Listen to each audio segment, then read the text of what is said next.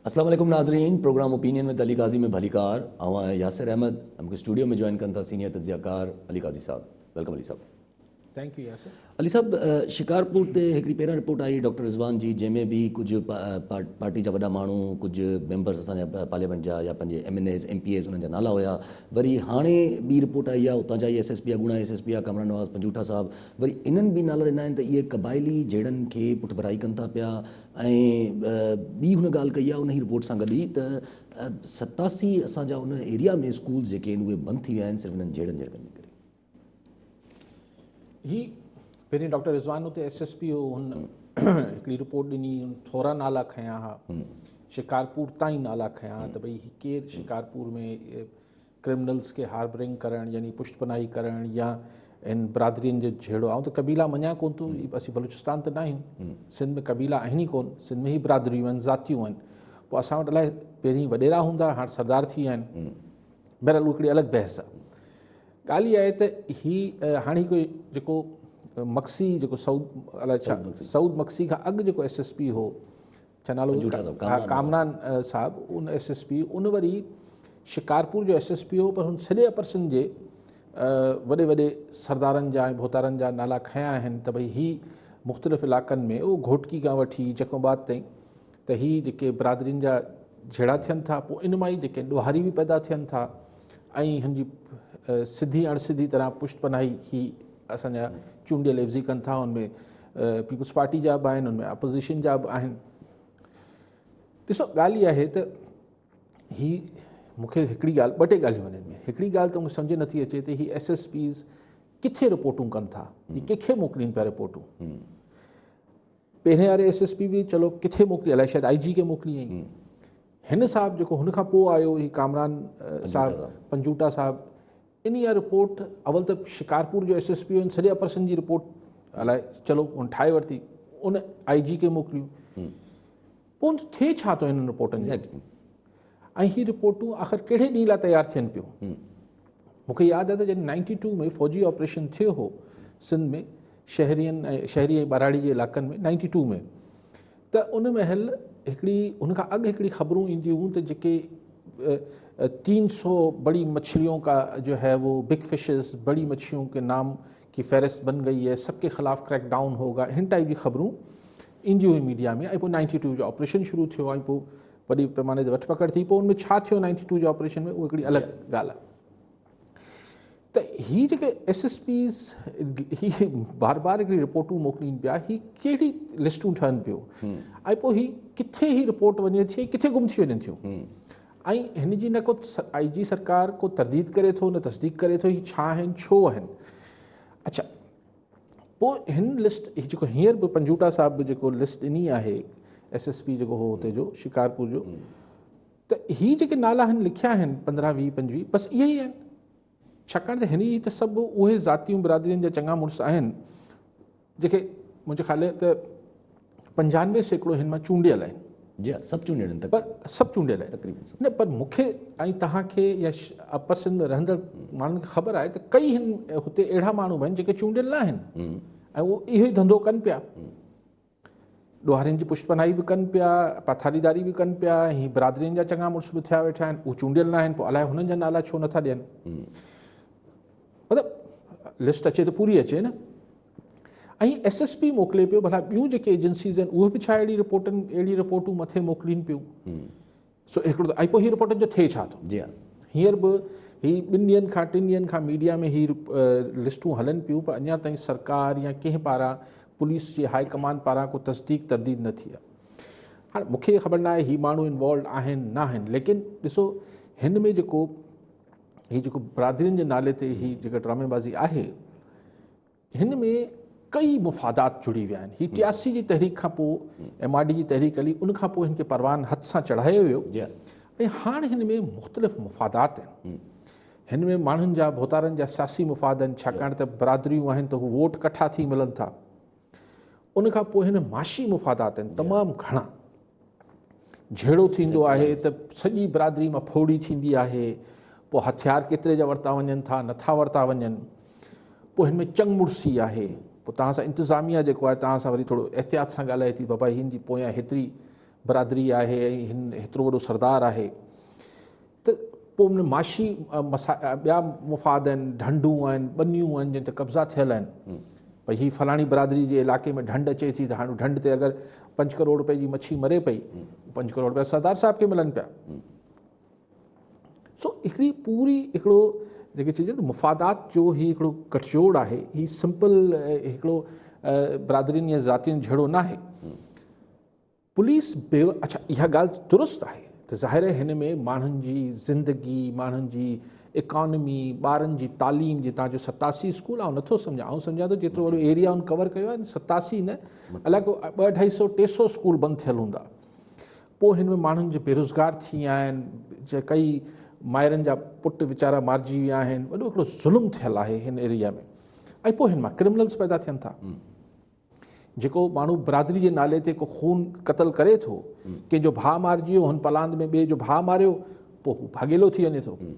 सो हिकिड़ो पूरो ही हिकिड़ो मथे हिकिड़ो विशेष सर्कल ठहियलु आहे। ऐं हिन में पुलिस जो फ़ाइदो इहो आहे त जहिड़ो थिए थो त पोइ कमाई शुरू थी वञे थी। हिकिड़ो पूरो सिस्टम ठहियलु आहे। सो इन खे ही सिर्फ़ु लिस्टूं हिकु रिपोर्टूं मोकिलीनि पिया। आउं नथो चाहियां त ही इन्वॉल्व आहिनि जंहिंजा नाला आहिनि, मूंखे ख़बर न आहे, पर परसेप्शन इहो ई आहे त ॾिसो आउं मूं ते अगरि इल्ज़ाम लॻे थो त मिसाल त अली काज़ी जेको आहे हू खंड जो ही जेके क़ीमतूं वधनि पियो, हिन में अली काज़ी जी हथु आहे जी, त ॻाल्हि ठहे कोन थी न। मुंहिंजो खंड सां छा वञे, न मुंहिंजी शुगर मिल, न मुंहिंजी जेको आहे इवन ज़मीदारी कोन्हे, मुंहिंजो कमंद जो फसल बि कोन्हे, मुंहिंजी खंड जी दुकान बि कोन्हे, परचून जी दुकान, त को इल्ज़ाम ठहे कोन थो। ठीकु आहे, पर साॻी रीति तव्हां ते इल्ज़ाम लॻे थो त तव्हां जेको आहे उहो कड़क जा जेके आहिनि, भाई मुंहिंजो छा वञे, तव्हांजो यासिर जो छा वञे। हिननि जेके हिन जा बेनिफिशरी आहिनि, आउं नथो चाहियां त हू इन्वॉल्व आहिनि या न आहिनि, पर बहरहाल जेके 2 बरादरियूं विढ़नि पियूं ऐं हुन जा चङा मुड़ुस वेठा आहिनि, पोइ हू चूंडियल बि थियनि था, त हुननि जा आउं नथो चाहियां त इन्वॉल्व आहिनि, लेकिन बेनिफिशरी त आहिनि, हुनजा फ़ाइदो त हुननि खे थिए थो। सो इरिस्पेक्टिव हिन ॻाल्हि खां कता कला त केरु ही जेके नाला आहिनि ही दुरुस्त आहिनि या ग़लति आहिनि, आख़िर हिन जो सफ़ायो छो नथो थिए। ही को लेक्चर ॾियण सां त बरादरियुनि जा ऐं ही न धाड़ियल गर्दी छॾींदा, न ही बरादरी जे नाले ते क़त्लेआम ऐं कोस बंदि थींदो। ही कातिल आहे, चाहे हू अलिफ़ ज़ात जो आहे या ॿिए ज़ात जो आहे, मक़तूल आहे, चाहे अलिफ़ ज़ात जो आहे या ॿिए ज़ात जो। सो ही अगेन हिकिड़ी पूरी पॉलिटिकल विल सां गवर्नमेंट जॾहिं हुनखे हथु विझंदी, पोइ केरु बि हुजे, पर आख़िर में वरी उहो सुवाल कंदसि, ही रिपोर्टूं केरु छो ठाही वञनि थियूं, किथे वञनि थियूं, अमल केतिरो थिए थो। अमल जो सुवाल न आहे न। हिकिड़ो SSP घोटकी जा नाला खणे पियो शिकारपुर जो वेही, या जैकोबाद जा नाला खणे पियो, या जैकोबाद जो SSP शिकारपुर जो, सेंस में नथो ठहे। हुनखे अपर सिंध जो हू छा सॼो इंचार्ज त कोन थियल हो। जी हा, बसि सॼो इंचार्ज त न हो थियल। अच्छा, पर ॿ ॻाल्हियूं हिन अगरि कटिजनि त हिकिड़ो त जीअं तव्हां ॻाल्हि कई ब्रादरीज़म वारो, त ब्रादरीज़म मां सभ खां वधीक फ़ाइदो पीपल्स पार्टी ई ॾिसण में वठंदी नज़र आयो आहे, ऐं तंहिंजे करे ई शायदि सभ खां वधीक टारगेट बि पीपल्स पार्टी थी अचे हिननि रिपोर्ट्स में। आउं नथो इतफ़ाक़ कयां त ब्रादरीज़म जो वधि में वधि फ़ाइदो पीपल्स पार्टी खे। पीपल्स पार्टी वटि त हिकिड़ो पॉपुलर वोट हुयो 83 जी मूवमेंट। बेसिकली त ॿियूं पार्टी बि हुयूं, JUIF बि हुई, पलीजो साहब वारा बि हुआ, ॿिया बि, लेकिन उनखे लीड त पीपल्स पार्टी कयो पिए। उन ई तहरीक खां पोइ 83 जी तहरीक खां पोइ ज़ियाउल हक़ रिजीम में हिते बरादरीज़म खे फ़रोग़ ॾिनो वियो त बाबा तव्हां सियासी जेको तव्हां जुड़ियल आहियो हिकिड़ी पार्टी सां, पीपल्स पार्टी सां, तव्हां हिन खे छॾियो, तव्हां इहो सोचो तव्हां सुमरो आहियो, तव्हां काज़ी आहियो, तव्हां चांडियो आहियो, तव्हां मक्सी आहियो, त पीपल्स पार्टी खे एज़ अ पॉलिटिकल फोर्स त नुक़सानु थिए थो हिन सां। पर बाद में जॾहिं इलेक्ट्रोल प्योरली हुन ते अची वई पीपल्स पार्टी, त पोइ हुननि चयो ठीकु आहे, हाणे हिकिड़ो रवाजु आहे, एक्सेप्ट करे था वठूं। हाणे जीअं नवाज़ लीग पंजाब में एक्सेप्ट करे वेठी आहे त बाबा जाटनि जो वोट वधीक आहे या RIN जो वोट वधीक आहे, लेकिन जेतिरी ब्रादरीज़म वधंदी ओतिरी पॉलिटिकल पार्टी त कमज़ोर थींदी। सो पीपल्स पार्टी खे आउं नथो सम्झां त हिन ब्रादरीज़म खे वधाइण सां को फ़ाइदो थियो आहे, पीपल्स पार्टी खे नुक़सानु थियो आहे। लेकिन हैविंग सेड दिस कि पीपल्स पार्टी 12-13-14 सालनि खां पावर में आहे, ही हिकिड़ो मेनस आहे, हिकिड़ो अज़ाब आहे माण्हुनि जी ज़िंदगी लाइ।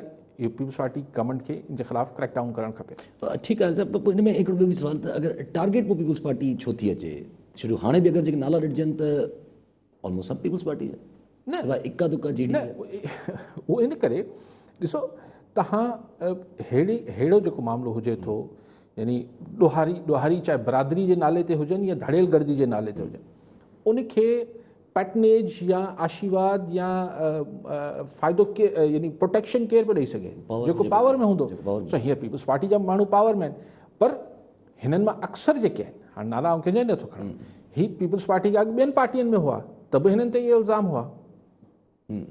हाणे पीपल्स पार्टी वञनि, सुभाणे पीपल्स पार्टी हुकूमत में वेंदी, वरी टी पार्टी में हूंदा, पर कमु त साॻिया रखंदा। ठीकु आहे, माना अगरि सम्झे त पोइ गवर्नमेंट खे जेको आहे एटलीस्ट अगरि इहे रिपोर्ट्स अचनि बि थियूं त एटलीस्ट थोरो संजीदा थी रिपोर्ट्स खे ॾिसणु खपे, तरदीद कनि या तरदीद कनि, अहिड़ो कुझु आहे कोन, या तरदीद करे छॾे। भई परसनि में को अहिड़ो बरादरी जो मसइलो ई कोन्हे, को क़त्लेआम थिए ई कोन थो, धाड़ी लाइन ई कोन, ॻाल्हि ख़तमु करे छॾी। शिकारपुर पोइ साईं ऑपरेशन थिए पियो, पोइ IG साहब वञी वेही रहियो, पोइ हीअ थियो, पोइ चयूं अलाए छा थियो, 600 माण्हू रिक्रूट्स लथल आहिनि, पोइ साईं हुते कमांडोज़ लही विया आहिनि, पोइ बख़्तरबंद गाॾियूं पियूं अचनि, पोइ रेंजर्स खां मदद वठबी, पोइ हीअ बि थींदो, पोइ हू बि थींदो, शिकारपुर थी। जी हा, जी हा, जेको पुलिस वारा शहीद थिया, जी हा, ऑनगोइंग ऑपरेशन पोइ छा थियो, माण्हू वरी अॻवा पिया थियनि। जी हा, अञा ताईं को न पकतो आहे, न को कुझु थियो आहे, अञा ताईं का बि अहिड़ी शइ साम्हूं न आई आहे ऑपरेशन खां पोइ। ठीकु आहे अली साहब, अली साहब अॻिते वधूं, पंहिंजो जेको रिपोर्ट्स अचनि पई पियूं पंहिंजो ऑर्डिनेंस जे हिसाब सां, media development Pakistan media development authority जे हिसाब सां, जेको ऑर्डिनेंस जे हिसाब सां रिपोर्ट अचनि पियूं, उनखे पेमरा बि जेको चयो आहे त भई असांखे इहो माना सही न आहे, इहो न थियणु खपे, ऐं अगरि जे तव्हांखे स्ट्रॉन्ग ई करिणो आहे त असांखे स्ट्रॉन्ग कयो पेमरा खे। ऐं ॿियो वरी होॾा सरकार जेका आहे कमेटी फॉर्म करे छॾी आहे फारूक हबीब जे हेठां, जेके असांजे स्टेट मिनिस्टर इंफॉर्मेशन जा, ऐं हुन में डायरेक्टर इंफॉर्मेशन बि आहिनि, ऐं हिकिड़ो ॿियो बि मेंबर आहिनि, 3 मेंबरनि ते कमेटी फॉर्म कई आहे, जेके stakeholders, relevant stakeholders सां निगोशिएशन कंदा या हुनजे बारे में ॻाल्हाईंदा। ॾिसो मतिलबु हुकूमत खे पोइते हटणु खपे, हिन में हाणे रेगुलेटरी अथॉरिटी हिकिड़ी पेमरा आहे, पर पेमरा जेको आहे उहो सिर्फ़ु टेलीविजन्स लाइ आहे, इलेक्ट्रॉनिक मीडिया लाइ। हुकूमत चाहे पई त अख़बारनि ते बि कंट्रोल ओड़ो ई असांजो अची वञे, ऐं डिजिटल मीडिया ते बि अची वञे। हीउ हिकिड़ो ड्रैकोनियन, हिकिड़ो ड्रैकोलाई क़िस्म जो कानून आहे, हिकिड़ो उन्हनि जा वॾा खूनख्वार ॾंद आहिनि हिन ऑर्डिनेंस में। हाणे APNS ऐं CPNE ऐं PBA ऐं PFU जे हिननि सां ॻाल्हाईंदी, हिननि त कल्ह इजलास करे सभिनी गॾियल तौर ते रद्द करे छॾियो आहे। सो आउं वरी चवां थो, मीडिया ग्रुप्स खे ई, मीडिया ऑर्गेनाइज़ेशन्स खे ई पाण ई हिकिड़ो कोड ऑफ एथिक्स या इख़लाक़ियात ठाहिणु खपे, ऐं पाण हुन ते अमल करणु खपे। हुकूमत खे को रेगुलेटरी अथॉरिटी, चाहे TV हुजे, अख़बार हुजे, इहो ज़ाहिर आहे पोइ जॾहिं हू हुजनि था त पोइ ज़ाहिर मीडिया आज़ादु नथी रही सघे। ठीकु आहे साहब, कॉलर सां गॾु इमरान खान हैदराबाद मां। जी खान साहब, क्या सवाल होगा? सर अस्सलाम वालेकुम। वालेकुम अस्सलाम। सर मैं ये कहना चाहूँगा कि मैं तो बेसिकली पठान हूँ, लेकिन मैं सिंधी का पठान हूँ, लेकिन सर सोशल मीडिया पे कई और टिकटॉक वगैरह पे इनके अंदर नफरतें फैलाई जा रही हैं सर, कि आपस में एक दूसरे भाइयों को लड़ाया जा रहा है। इसके ऊपर कानून नाफिज करने वाले इदारे किसी को कुछ भी नहीं कह रहे। इससे पहले एक नफरत वाली एक जमात थी, उसका तो चलो खात्मा हो गया, लेकिन फिर भी थोड़े बहुत साइटों में बैठे हुए। तो सर इसके ऊपर कम से कम वो नोटिस करवाएं कि कानून नाफिज करने वाले इदारे जो सिंध में आपस में एक दूसरे भाइयों को लड़वा रहे हैं, इसके ऊपर सर कंट्रोल होना चाहिए। सर ये मेरी रिक्वेस्ट है आपसे। बिल्कुल इमरान खान साहब, जो भी नफरत फैलाता है, चाहे वो नफरत फ़िरके की बुनियाद पे हो, ज़बान की बुनियाद पे हो, मज़हब की बुनियाद पे हो, बिल्कुल नहीं होना चाहिए। और जो सिंध में तो ये इत्फाक से नफ़रतों के बीज बहुत पहले, दहाइयों पहले ये बोए गए थे, जिसकी फिर वो बढ़ बढ़ के दरख्त बन गए, फिर कुछ काटे गए उसमें, और उन दरख्तों की या पौधों की आबियारी जो है वो सिंध वासियों के खून से की गई। सो बहुत ही एक तकलीफ़दा सारा हमने ये प्रोसेस देखा है, और खुदा करे कि फिर हमें वो, हमारी जनरेशन ने तो देखा, 30-32 साल तो देखा, हमारी तो सारी जवानी यही आग और खून की खेल देखकर हम तो जवान हुए, और अब खुदा करे कि अब आने वाली जनरेशन ये ना देखें।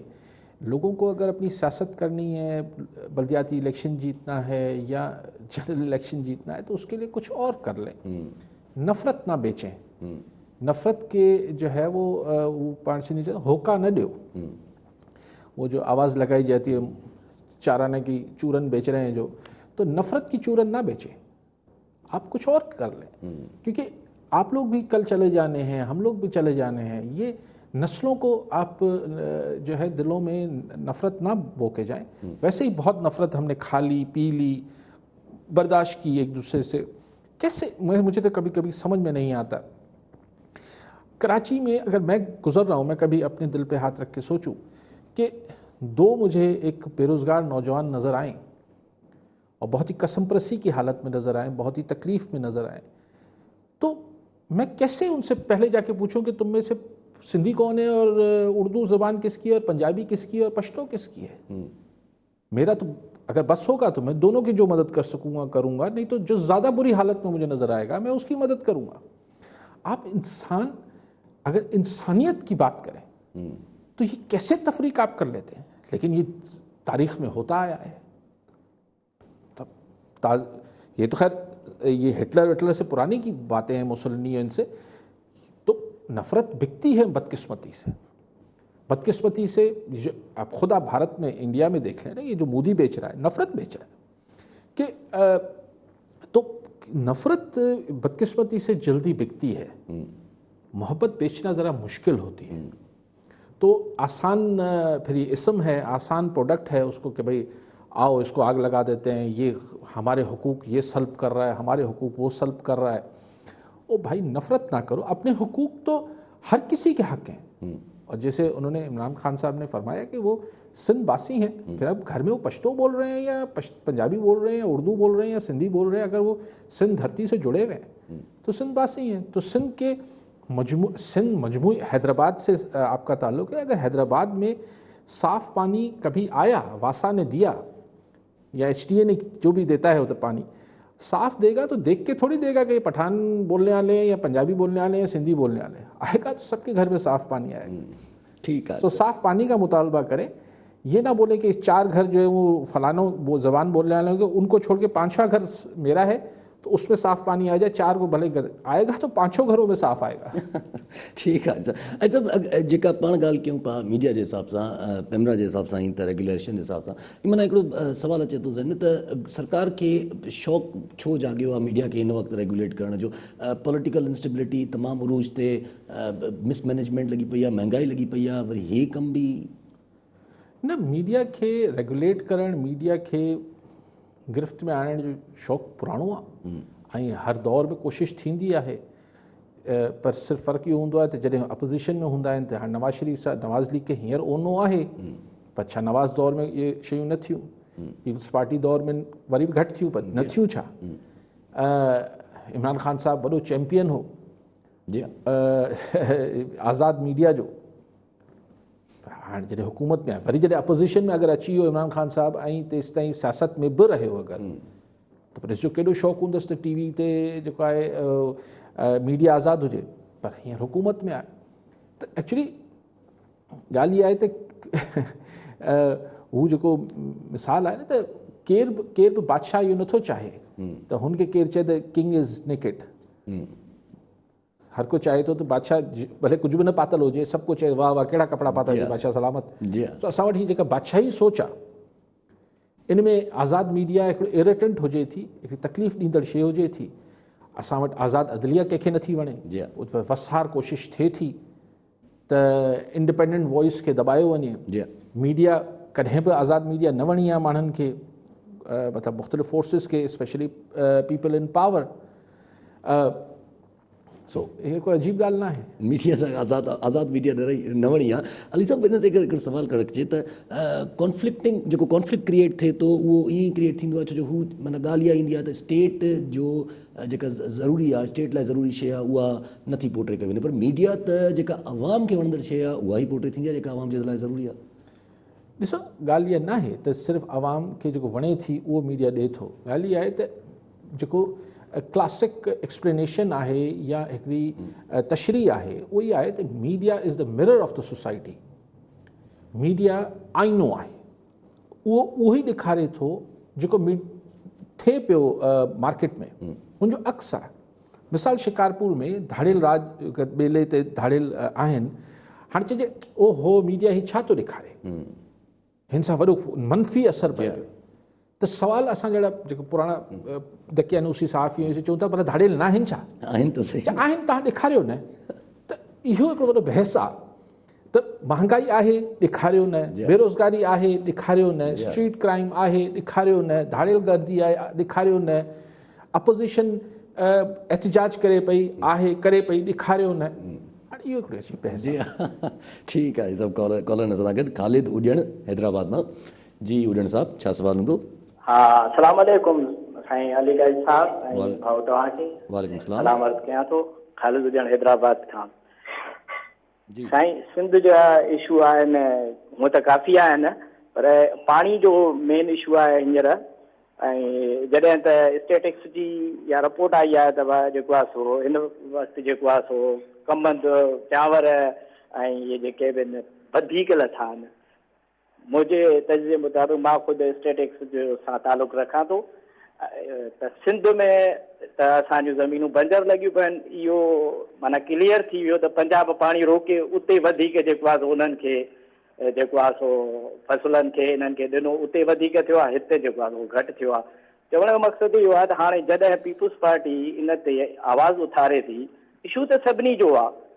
मुंहिंजो चवण जो मक़सदु आहे असां सभु इवन MQM बि ज़ाहिर आहे कराची खे बि हितां ई पाणी पियो वञे, GDA आहे या कॉम्प्रेस धुरियूं, उहे सभु हिकु आवाज़ थी पाणीअ ते इशूअ ते पहिरें वफ़ा खां पोइ अंदरि जो जेको चवनि था वरी जेको आहे ॿियो इशू था कनि त अंदरि बि ज़मीदार बंदि या इहो वग़ैरह जेको थिए थो उहो त असांजो इंटरनल मामिलो आहे। जेकॾहिं हिकु वॾी पार्टी हींअर अॻियां आई आहे त असांखे आवाज़ु उनखे गॾु थी ऐं जेको आहे सो इहो इशू उथारणु घुरिजे त बहितर न थींदो। ॿी ॻाल्हि इहा आहे त लॉकडाउन लॻी पई आहे साईं, जेको आहे सो बाज़ारूं बंदि, सभु मार्केट बंदि, ऑफिसूं बंदि, पोइ बि लोड शेडिंग सिंध में तमामु घणी, बिलनि जी ओवर तमामु घणियूं था थियनि।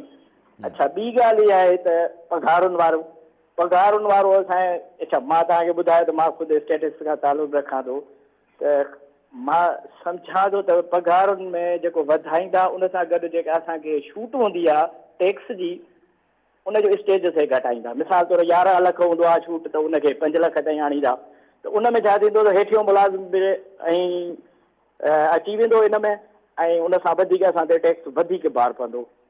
इन ते बि थोरो रोशनी विझो त बहितर थींदो। पर मेन इशू पाणी ऐं जेको आहे सो आहे इहो बिजली। ठीकु आहे।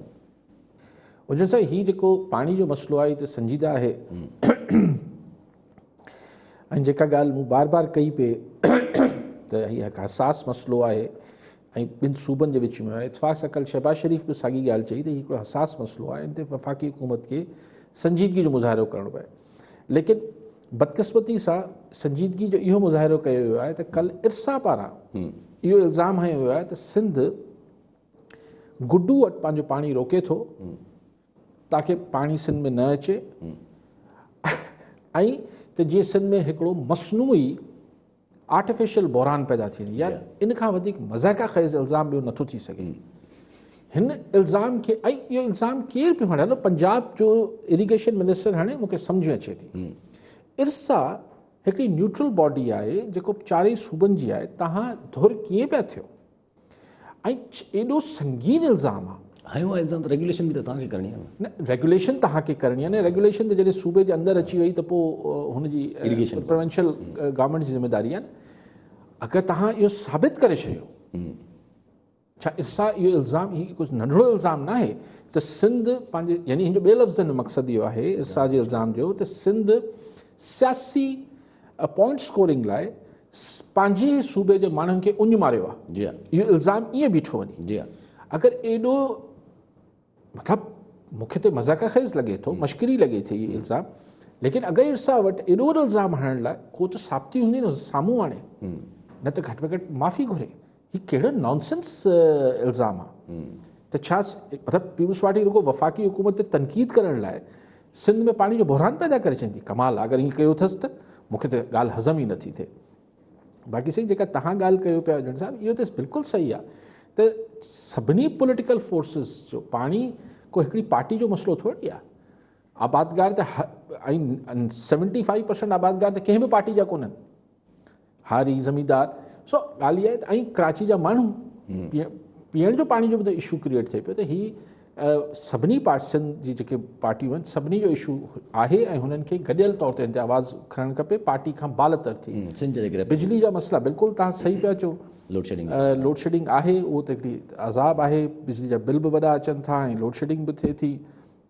के इलेक्ट्रिक लाइ हाणे चवनि था त कुझु अनबंडलिंग कनि था हिन सां त शायदि अलॻि अलॻि ज़ोन्स में विरहाईंदा, सुठी ॻाल्हि आहे। के इलेक्ट्रिक जी मोनोपोली ख़तमु थियणु खपे हिन खे, लेकिन ॻाल्हि इहा आहे त वरी साउथ में अगरि हिकिड़ी कंपनी हूंदी त वरी हुनजा मोहताज थी वेंदा, ॿिए खे इजाज़त न ॾिनी वेंदी, डिस्ट्रिक्ट वाइज़ अगरि कयो वेंदो त पोइ फ़ाइदो। अगरि ॻाल्हि इहा आहे त 3-4 कंपनियूं आणीनि, जीअं मोबाइल फ़ोननि जी थियनि थियूं, साॻी रीति जेको आहे हू तव्हां चओ था त तव्हां अगरि चवणु चाहियो था त एम्प्लॉइज़ टैक्स स्लैब जेको आहे उहो हेठि करे छॾिबो, उनजी मूंखे ख़बर न आहे, ॾिसूं अचे त पोइ उन ते ॻाल्हाईंदासीं। जी हा, ठीकु आहे सभु। अली साहिबु, सुप्रीम कोर्ट में जेका अपील वयल हुई शहबाज शरीफ़ साहब जी, जिन हुकूमत जेका अपील कई हुई शहबाज शरीफ़ साहब जे ख़िलाफ़, पहिरियों कॉलर वठी वठूं पोइ अचूं था हिन ते। हिदायतुल्लाह सदायो शिकारपुर मां, जी सदायो साहब छा सवाल हूंदो? साईं अस्सलाम वालेकुम। वालेकुम अस्सलाम। साईं अर्ज़ु इहो आहे त काज़ी साहब खां असांजो सुवालु आहे जी त असांजी सिंध में तब्दीली कॾहिं ईंदी? सिंध में तब्दीली कंहिंखां जिन छॾाइनि? पीपल्स पार्टी वारनि खां जिन छॾायूं, असां पुलिस खां जिन छॾायूं, असां रोज़ धरना हणा वेठूं, कॾहिं असां वटि पाणी न आहे, कॾहिं असां वटि नौकिरी न आहे, कहिड़ी आख़िर बदहाली, एॾी बुख बेरोज़गारी, आख़िर हिनखे कीअं असां पोइ जेको आहे त पूरो कयूं? असांखे सम्झ में कान। पीपल्स पार्टी अचनि था, ओॾी महिल इलाजमेंट थो करे, अबा ॾाढा फलाणा तव्हांजा असांजा वारस हे हो, पोइ को वोट ई न आहे। वरी उन खां बाद में कारी साहब असांखे उजागर कयो त अजरक टोपी शान असांजो, वरी अजरक टोपी खे असांखे एतिरो शान कराई जो असां झमरनि में पूरा थी वियासीं। पर काज़ी साहब जी उहा महिनत बि हाणे ॾिसूं था त ॾींहों ॾींहुं पोइ थी वञे, नथो थिए कुझु बि। हल आख़िर हिन जो छा करणु खपे? आख़िर असां में सुधारो कीअं ईंदो? आख़िर असांखे छा करणु खपे? ठीकु आहे सदायो साहब। न सर साहब, ॿिनि ॻाल्हियुनि खे तव्हां गडमट करे वियो। जेको असांजो एकता जो ऐं सकाफ़त जे हवाले सां असां में जागरता आई आहे, शऊर आयो आहे, उहो त ज़्यान कोन थियो आहे। अगरि हुनमें मुंहिंजो बि टको पैसो हथ हो या अमल हो, उहो त सिंध जे माण्हुनि खे उहो जागरता त आहे। हाणे सिंध जे माण्हुनि जी सकाफ़त लाइ ऐं हिन लाइ को छितर नथो करे सघे, सो आई थिंक उहो त ज़्यान न थी आहे। सियासी तरह ॾिसो, सियासी तरह न बल्कि जेको गवर्नेंस जा इशूज़ आहिनि, शिकारपुर में साईं फ़ोन कयो, ज़ाहिर साईं पाणी जी ॻाल्हि कई, बेरोज़गारी जी ॻाल्हि कई, अमन अमान जी न कई। इतफ़ाक़ आहे, शिकारपुर में फ़ोन करे अमन अमान साईं जे एजेंडा ते न हो, पर पाण था गिणाए वठूं। हीअ सभु मामला आहिनि गवर्नेंस जा। हिकिड़ो पाणी तव्हांखे पंजाब न पियो ॾिए, हू हिकिड़ी या मथां रोकियो पियो वञे, उहो हिकिड़ो इशू आहे। ऐं जेको अची वञे थो उहो सही डिस्ट्रीब्यूट न पियो थिए, उहो सो खोड़ सारा प्रॉब्लम्स आहिनि। शिकारपुर शहर जी हालति या जेको बि ॿियनि शहरनि जी हालति, इहे गवर्नेंस जा इशूज़ आहिनि। गवर्नेंस गवर्नमेंट ठीकु करे सघे थी। गवर्नमेंट अगरि तव्हांजे वोट सां ठहे थी, हाणे त छाकाणि वॾो सवाल पैदा थी वियो आहे न त इलेक्शन छा फेयर बि थींदी आहे? सो अगरि फेयर, अगरि तव्हांजे वोटनि सां ठहे थी, हाणे इहो तव्हां फ़ैसिलो करे वठो सदायो साहब त केरु तव्हांजी गवर्नेंस ठीकु करे सघे थो, उनखे वोट ॾियो ऐं पोइ उमेदु रखो त उहो ठीकु आहे। पर साईं शुरू में चयो त सिंध में तब्दीली कॾहिं ईंदी, मुंहिंजे दिलि में आयो त पुछांसि त पाकिस्तान में अची वई आहे, ॿियनि सूबनि में अची वई आहे, जो असां वटि ईंदी? ॿियनि में अची वई आहे। ठीकु आहे। कॉलर अगरि शेर मोहम्मद दल मीरपुर बटोरो मां, जी दल साहब छा सवाल हूंदो? सर, असीं काज़ी साहब खां राय वठंदासीं त छा पीपल पार्टी PDM खां धार थी पंहिंजे सियासी ताक़त और पंहिंजो नुक़सानु कयो आहे? ईंदड़ इलेक्शन में नून लीग सभ खां वधीक मैंडेट हासिल कंदी ऐं पीपल पार्टी जा छा वरी 5 साल रोअण पिटण में गुज़रंदा? हिन सां तव्हां हिन ॻाल्हि सां सर केतिरा मुतफ़िक़ आहियो? छा 5 साल छा पीपल्स पार्टी जा? हीअ जेके 5 साल सही तरह सां गुज़री वेंदा, माना सर इमरान ख़ान जा सही तरह गुज़रंदा त पीपल्स पार्टी जा बि, अगरि इमरान ख़ान इलाही मज़बूत थी वियो त पोइ सिंध में गवर्नमेंट लाइ मसइलो कंदो, पर फ़िलहालु मूंखे नज़र नथो अचे। फ़िलहालु हू पंहिंजे कमनि में मसरूफ़ आहिनि। लेकिन पीपल्स पार्टी खे फ़ाइदो थियो या नुक़सानु, इहो हाणे उहो त तमामु तफ़सीली ॻाल्हि थी वेंदी दल साहब, ओतिरी त हाणे टाइम न हूंदो। मुख़्तसर ॻाल्हि इहा करे वठां त पीपल्स पार्टी हींअर इहो ऑप्शन पंहिंजे लाइ ॾिसे पई त पंजाब में नवाज़ लीग खां सवाइ जेको इतिहाद ठहंदो, जेको आउं हमेशह चाहियां थो त GDA पंजाब जेको ठहंदो, ऐं सम्झां थो पंजाब में ईंदड़ इलेक्शन खां पहिरीं हिकिड़ो GDA हुते बि ठहंदो, जीअं असां वटि GDA ठहियलु आहे, ईअं हिकिड़ो GDA के ॿिए नाले सां, कंहिं बि नाले सां PDA पंजाब डेमोक्रेटिक जेको बि ठहंदो Yeah. सो उते बि हिकिड़ो इहो ठहंदो त उन में पोइ Peoples Party Q League PTI या ही पार्टियूं गॾिजी सॼी नवाज़ लीग खां जेको नवाज़ लीग ऐं दीगर जीअं पीपल्स पार्टी ऐं दीगर हिते थींदो आहे सिंध में ईअं हुते नवाज़ लीग ऐं दीगर जो मामिलो थींदो त पीपल्स पार्टी शायदि पंहिंजे पाण खे हुते किथे पोज़ीशन कंदी त उन में हू कुझु सीटूं हुतां हासिलु करे सघे सो फ़िलहालु त हू पंहिंजो ईअं शायदि रिथाबंदी नज़र महसूसु थिए थी इहा रेखाबंदी रखी वेठा आहिनि। ठीकु आहे, सभु कॉलर सां गॾु डॉक्टर रियाज़ रंधावा मातली मां। जी डॉक्टर साहब, छा सवाल हूंदो? अस्सलाम वालेकुम साईं अलीकाई साहब के अस्सलाम वालेकुम। वालेकुम सलाम। साईं अलीकाई साहब के अर्ज़ आहे त असां वटि पाणी जी तमामु घणी शॉर्टेज आहे, पर असांजी बनी जेका आहे सो नसीर बहराइच आहे ऐं जेको कपरी मोरी खां वठी दुमाले ताईं इन विच में असांजो डियो वाटर आहे। उते ई मां त अलहमदुलिल्लाह ज़िंदगी मौत अलाह में कमाल चांग डायरेक्ट डियो वाटर कढाया आहिनि पंहिंजी बनी जे लाइ। अलाए कंहिंखां इजाज़त वठी जीअं शाखर मां पाणी पोइ अॻिते ग़रीब माण्हुनि जे लाइ बदीन में किथां पाणी वेंदोसीं? दुमाले खां हेठि पाणी कोन्हे, अॻिते शादी लाज पंगरियो ही सभु पाणी हिते ई हिते मां परे जी ॻाल्हि कोन, असांजे वाटर खां मथे वाटर डियो वाटर लॻल आहिनि। कंहिंजी परमिशन आहे? ॿियो सवाल करिणो आहे साईं जिन खे त हे जेके चवनि पिया निसार खोड़ो साफ़ कल त भई जेको आहे सो एहतिजाज कंदासीं। आउं चवां थो अलीकारी साहिब खां घणो करे सिखंदुसि त तालीम सां गॾु शऊर बि हुजे। मां रोज़ सुवाल इन करे कयां थो त जो मां मुस्तक़बिल जो कैंडिडेट आहियां ऐं मां अली साहिब खां तव्हां खां सिखणु चाहियां थो त जेको आहे सो तालीम हुजे, शऊर हुजे, इल्मु हुजे ऐं प्लस में नॉलेज बि हुजे। हाणे निसार खोड़ो साहिब चए थो 67 ॾींहंनि वारा असां वोट बि ॾियूं वरी हिननि जे लाइ हड़तालूं कयूं, पोइ हे कहिड़ा चङा मुड़ुस आहिनि असांजे लाइ? पाण लाड़काणे मां हरायो आहे वरी हाणे एहतिजाज असां निसार खोड़ो जे लाइ कंदासीं? वाह साईं वाह। बाक़ी केतिरा ॾींहं बेनज़ीर असां शहीद राणी जे नाले ते खाईंदा। वरी साईं ॿियो बि सुवाल मातली वारो चए थो जेको हाजी मोहम्मद चए थो मूं पहाड़ सां मोबाइल ते ॾिसी थो सिंध असम्बली में मोबाइल ते ॾिसी पढ़े पियो। इहो साईं काई साहिबु तव्हां ॾाढो सुहिणो चयो त डॉक्टर रियाज़ तालीम न पर शऊर बि हुजे। पोइ हे जेको वॾेरो आयो आहे न मां इनशा ताला अलाह मूंखे हयाती ॾे मां डॉक्टर बि आहियां अलहमदुलिल्लाह शऊर बि रखां थो, पर सुवाल करियां थो रोज़ाना इहो कलाक काई साहिब खां सिखंदुसि अल्फाज़ ॻाल्हाइण बि सिखंदुसि, सुठा अल्फाज़ ॻाल्हाईंदुसि, इनशा आवाम जी ख़िदमत में कंदुसि ऐं इनशा ताला तव्हां दुआ कयो। बाक़ी पाणी ते ॻाल्हायो सर, पाणी वॾो हिते ई आहे, पंजाब परे आहे सही, सखर खां पाणी हिते पाणी पियनि पिया वॾेरा अलाह करे। महिरबानी सर, महिरबानी। ठीकु आहे रंधावा साहब। रंधावा साहब ऐं बाक़ी ॻाल्हि त ख़ैर तव्हां कैंडिडेट चओ था, तव्हां नेक्स्ट टाइम मातली में वणंदो ऐं महिरबानी तव्हां मुंहिंजी ॻाल्हि सां इतफ़ाक़ कयो त रुॻो तालीम काफ़ी न आहे, तालीम सां गॾु जेको आहे उहो तरबियत ऐं शऊर बि ज़रूरी आहे, फ़हम बि ज़रूरी आहे ऐं हिकिड़ी इंसान दोस्त दिलि जी बि ज़रूरत आहे, सिर्फ़ु शऊर बि न। हाणे हुन सां ॻाल्हि आईंदा लाइ ॻंढे छॾियां थो, हिकिड़ी थोरी हिकु दिलि बि खपे माण्हू खे, अहसासु ऐं मुहबत ऐं जज़्बो बि का शइ हुजे थी। अच्छा, निसार खोड़ो ते तव्हां नाराज़ उहो भले तव्हांजी मर्ज़ी आहे, ऐं पॉलिटिकल हुन ते तव्हां नथो ॻाल्हाए, लेकिन निसार खोड़ो को पंहिंजे कंहिं मसइले लाइ एहतिजाज जो सॾु न पियो ॾिए सही। उहो इहा ॻाल्हि करे पियो त सिंध में पाणी जी खोट आहे त पीपल्स पार्टी जे बतौर सदर हू ॻाल्हि करे पियो। बहरहाल इहो त आउं सम्झां थो त हीउ कोई निसार खोड़े जो या पीपल्स पार्टी जो को मसइलो कोन्हे, हीउ सॼी सिंध जो मसइलो आहे, हुन में सॼे सिंध खे पार्टिसिपेट करणु खपे। सियासी मुखालफ़तूं ज़रूरु हिक ॿिए जी जारी रखो, बिस्मिल्लाह जारी रखो, मूंखे हुन सां को एतिराज़ु कोन्हे, लेकिन पाणी जो इशू त कंहिं हिकिड़े फ़र्द जो न आहे। मतिलबु मुंहिंजी त कन ज़मीन आहे न कुझु आहे, पर आउं बि हुन लाइ तड़पां थो त पाणी अचणु खपे। बाक़ी अगरि किथे को पाणी जी चोरी थिए पई मातली में, हिते थिए पई, ही पोइ भेरे बिलावल भुट्टो ज़रदारी साहिब जे साम्हूं बि ॻाल्हि कई वई त किथे को मातली में ई थी, पोइ हुननि सुहेल अनवर सियाल साहिब खे पाबंद कयो हो। पोइ हाणे ॾिसूं छा थियो या कुझु थियो। हाणे आउं कंहिंजो तव्हां नाला खणो पिया, आउं कंहिंजो नालो नथो खणी सघां छाकाणि मूं वटि का साबिती कोन्हे। अहिड़ा इल्ज़ाम अॼु शायदि मूं टीवी ते ॾिठो पियो टाइम ते त शायदि को इल्ज़ाम लॻो फरियाल साहिबा ते बि लॻो त सुहेल अनवर सियाल हुनजी बि चयो त कूड़ी आहे, तरदीद कई हुनजी। सो कॾहिं कॾहिं इल्ज़ाम सही बि हूंदा आहिनि, कॾहिं ग़लति हूंदा आहिनि।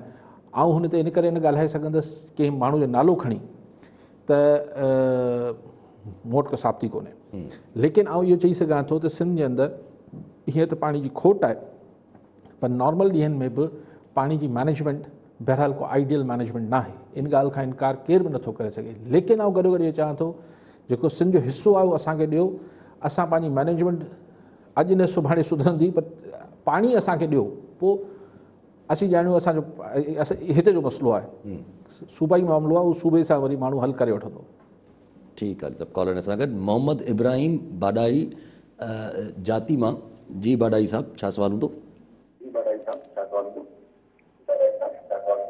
हेलो सर, सवाल असांजो इहो आहे, पहिरीं टीवी जो आवाज़ बंदि कजो साईं, कुझु बि आवाज़ नथो अचे सलाम पेश कंदासीं। जी ठीकु आहे, शायदि कटिजी वई कॉल ड्रॉप थी वई शायदि।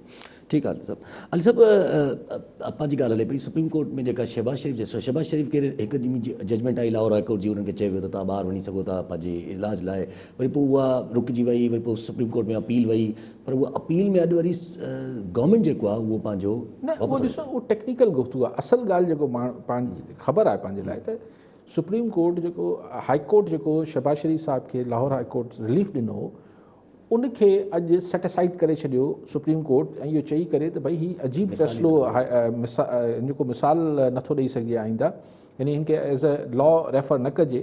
चाहे हिकिड़े ॾींहं में अदालत में दरख़्वास्त वई, हिकु अधु कलाक जो नोटिस ॾिनो वियो सरकारी वकील खे जवाबु ॾियो त हीउ छा थियो। सो बेसिकली शहबाज़ शरीफ़ मुल्क मां न पियो वञे, ECL ते नालो हुनजो बरक़रार आहे। सो ॻाल्हि एतिरी आहे, बाक़ी हाणे टेक्निकलिटी आहे, हुन दरख़्वास्त ॾिनी, हुन वापसि वरिती, पाण त सोली सिंधी थुली ॻाल्हि झले वठूं न, त शहबाज़ शरीफ़ मुल्क मां न पियो वञे, हुनजो नालो ECL ते इंटैक्ट आहे। इहो मुंहिंजे लाइ हैरत जोगी ॻाल्हि आहे, छाकाणि मूं इहो चयो अगरि शहबाज़ शरीफ़ खे न वञणु ॾिनो वियो देरि सवेर मूंखे हैरत थींदी। जी हा, तव्हां चयो देरि सवेर हलियो वेंदो। ठीकु आहे सभु कॉलर सां गॾु मोहम्मद इब्राहिम बाडाई जाती मां।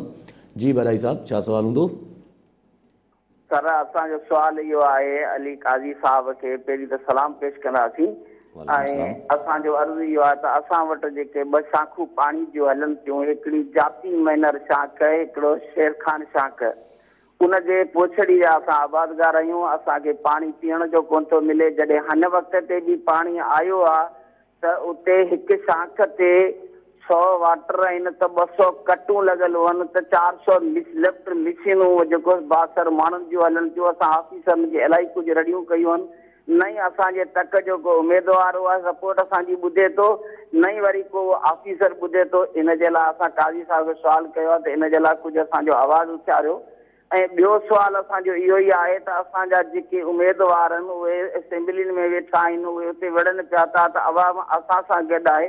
उन्हनि खां इहो पुछो त तव्हां पंहिंजे तक जे माण्हुनि जे कंहिंजा कांजी थियण लाइ वञो था कंहिं ग़रीबनि वटि, ऐं या तव्हां उते वञी ॾिसो त असांजे तक जा माण्हू रड़ियूं कनि था पीअण जे पाणी जे लाइ, उन जे लाइ ख़ुदा तव्हां जिन जो हक़ खाधो आहे त उन्हनि जे हक़ जी का ॻाल्हि कयो।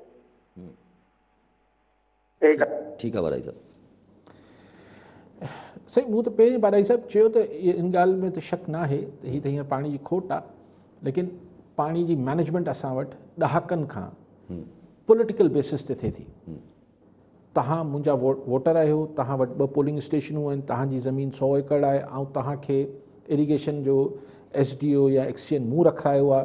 मुंहिंजे बाबा यासिर साहिब खे त छॾियो, उहो जेको वणे करे लिफ्ट मोटर हणी छॾे, कट हणी छॾे, उहो छा विझंदा आहिनि हा, उहो विझी छॾनि, पाणी उहो भले उहो पीए, पुछड़ी ताईं पाणी न वञे। इहो असां वटि ख़ुदि पॉलिटिकल पर्पज़िस लाइ इस्तेमालु थिए थो, बदकिस्मती आहे। सो थियणु ईअं घुरिजे, हा, अगरि काश ईअं थिए हा त जेके बि असांजा बासर माण्हू आहिनि, हिन सभिनी जी ज़मीन जेका आहे अगरि केनालनि ऐं शाखनि जी पुछड़ी में हुजे हा त केॾो न शानदार कमु थी वञे हा।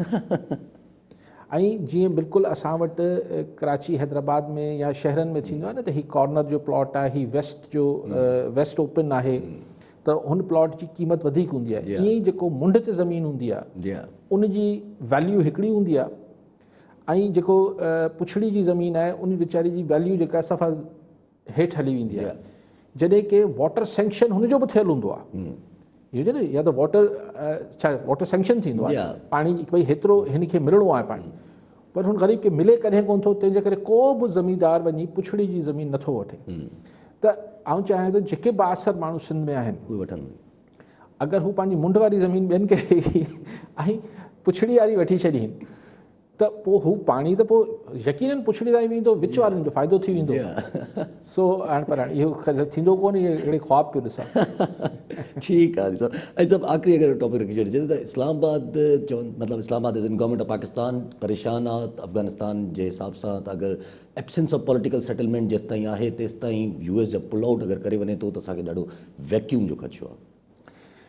पाकिस्तान जो ख़दशो ठीकु आहे त अगरि अमेरिका हुतां निकिरंदो त हुते हिकिड़ो जेको पावर जो वैक्यूम क्रिएट थींदो न, त केरु आहे अफ़गानिस्तान जो इंचार्ज केरु आहे, हुन लाइ कोशिशि थी पई, पाकिस्तान बि कोशिशि कई पई त अफ़गान काबुल हुकूमत यानी अशरफ गनी ऐं तालिबान में को ठाह थी वञे, को ठाह थिए। पोइ हुन में इहो बि पाकिस्तान हिकिड़ी ऑप्शन ॾिनो त भई कोई इंटीरियम गवर्नमेंट यानी को विच वारो ट्रांज़ेक्शन में हिकिड़ो को हुकूमत ठाहे वठिजे। उन ते अशरफ गनी राज़ी न पियो थिए। तालिबान वारा चवनि पिया रुॻो अमेरिका खे निकिरण ॾियो, हिननि खे असीं पुॼी पवंदासीं, हिननि सां कहिड़ो ठाह कयूं। ऐं पोइ शायदि हू अफ़गान ट्रेडिशन आहे पलान त अलाए छा, उहो बि शायदि को किसो हुजे। प्रिज़नर त जेके कैदी हुआ उहो त काफ़ी छॾियाऊं हिकु विच में हाणे। सो ॻाल्हि इहा आहे त इहा ॻाल्हि बिल्कुलु ठीकु आहे त अगरि जेको ज़ाहिर अमेरिका पुल आउट करणु वञे पियो ऐं उते अगरि अशरफ गनी सरकार खे या हिन अफ़गान हुकूमत खे अगरि तालिबान जे रहम करम ते छॾियो वियो या ॿिन्ही खे हिक ॿिए जे रहम करम ते छॾियो वियो त ईंदड़ 6 महीना का साल वॾी खून रेज़ी थींदी अफ़गानिस्तान में। लेकिन तालिबान खे अगरि अमेरिका अशरफ गनी सरकार खे अगरि सपोर्ट न ॾिनी त आउं नथो सम्झां त तालिबान जे प्रेशर खे ही 6 महीना बि अशरफ गनी सरकार काबुल सरकार सस्टेन करे सघंदी या विदहोल्ड करे सघंदी। ऐं सम्झां त पर खून रेज़ी वॾी थींदी। ठीकु आहे अली साहब, वरी महिरबानी अली साहब।